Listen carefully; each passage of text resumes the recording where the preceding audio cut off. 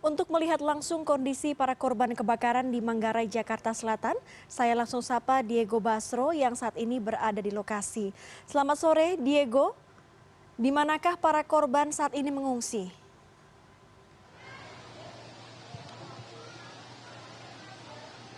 Ya, selamat sore Dea. Akibat kebakaran yang terjadi dini hari tadi di Manggarai, 1.000 lebih warga yang mengungsi di beberapa titik di sekitar lokasi kebakaran yang sifatnya masih sporadis hingga sekarang, seperti di stasiun kereta Manggarai tempat kami berada saat ini. Mereka saat ini dalam posisi mengungsi dalam pengungsian yang sifatnya masih darurat, sehingga mereka masih menunggu seperti apa langkah-langkah selanjutnya yang akan dilakukan oleh BPBD DKI Jakarta ataupun dari suku dinas sosial DKI Jakarta. Saat ini mereka masih menunggu bantuan-bantuan dari pihak pemerintah maupun dari pihak BPBD terkait kejelasan apakah di mana mereka akan mengungsi, lalu seperti apa nanti proses yang akan mereka lalui ketika mereka sudah menemukan tempat pengungsian secara tetap. Dan salah satu pengungsi korban kebakaran ini adalah yang kami temui, Bapak Suyanto. Selamat sore Pak Suyanto. Bisa diceritakan Pak, tadi sebetulnya proses evakuasinya seperti apa sih Pak?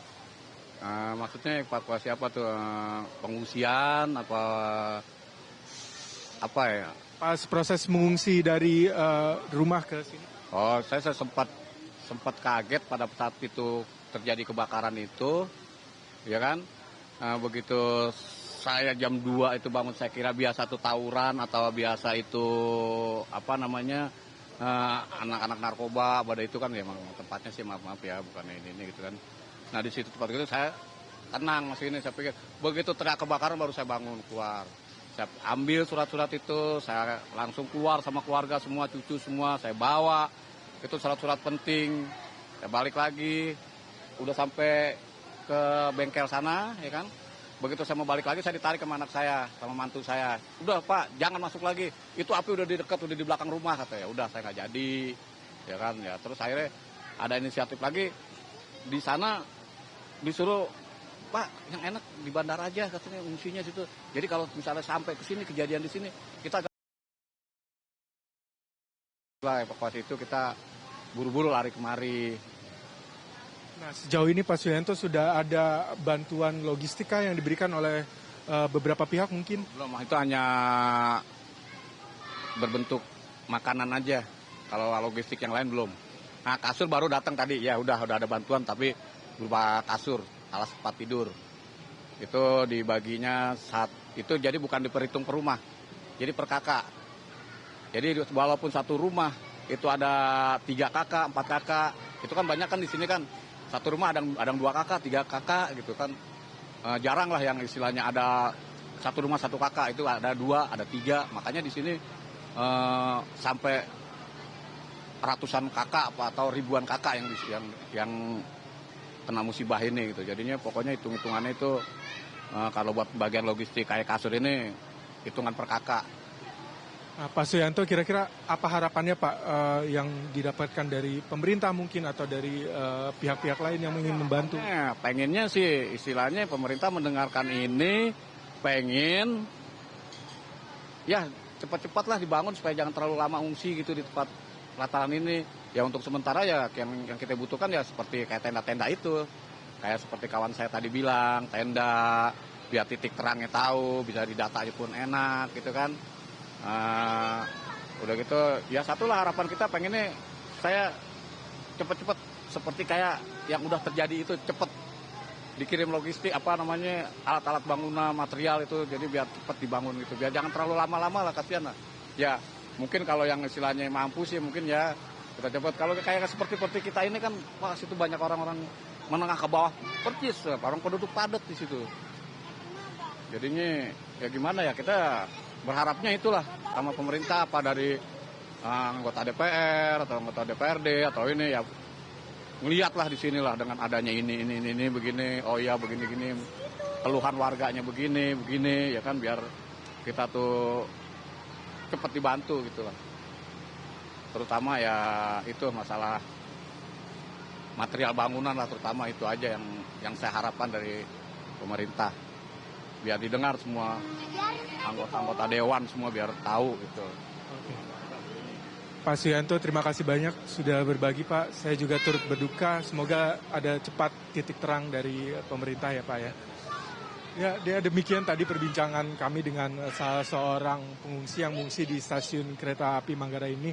Memang keberadaan tenda pengungsi merupakan suatu hal yang krusial untuk bukan saja memudahkan dibagikannya logistik kepada mereka semua, akan tetapi juga memudahkan pendataan apabila nantinya dibutuhkan oleh pihak BPBD DKI Jakarta dan juga Dinas Sosial Jakarta Selatan. Kembali ke Anda, Dea. Ya, Diego, tadi pengungsi mengungkap bahwa sudah diberikan bantuan makanan dan juga kasur per kepala keluarga yang menjadi korban kebakaran. Apakah dari penelusuran Anda sudah ada statement resmi rencana jarak pendek dari instansi terkait untuk bisa membantu pengungsi di sana? Ya, saya tidak dapat mendengar dengan jelas suara Anda, Dea, akan tetapi dapat saya gambarkan di sini bahwa mereka mengungsi dalam keadaan yang masih sangat darurat sehingga dibutuhkan, ini sudah mau menjelang malam, mereka butuh tempat bernaung yang lebih pasti seperti tenda-tenda, kemudian juga kasur-kasur, di sini juga banyak anak-anak, dibutuhkan juga tempat MCK yang jelas bagi mereka untuk mereka sekedar mandi atau buang air kecil, buang air besar nantinya. Karena nantinya akan dapat menjadi masalah ketika mereka tidak dapat mengakses kepada hal-hal seperti yang saya sebutkan tadi.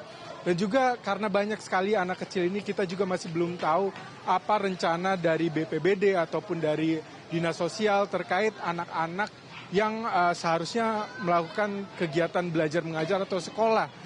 Karena di sini cukup banyak anak-anak kecil yang terpaksa mengungsi akibat terdampak dari kebakaran yang menimpa 3 RW ini, yakni RW 06, kemudian juga RW 05, dan RW 12. Sehingga dibutuhkan juga satu rancangan terkait bagaimana mereka bisa tetap melakukan kegiatan belajar mengajar meskipun dalam proses pengungsian.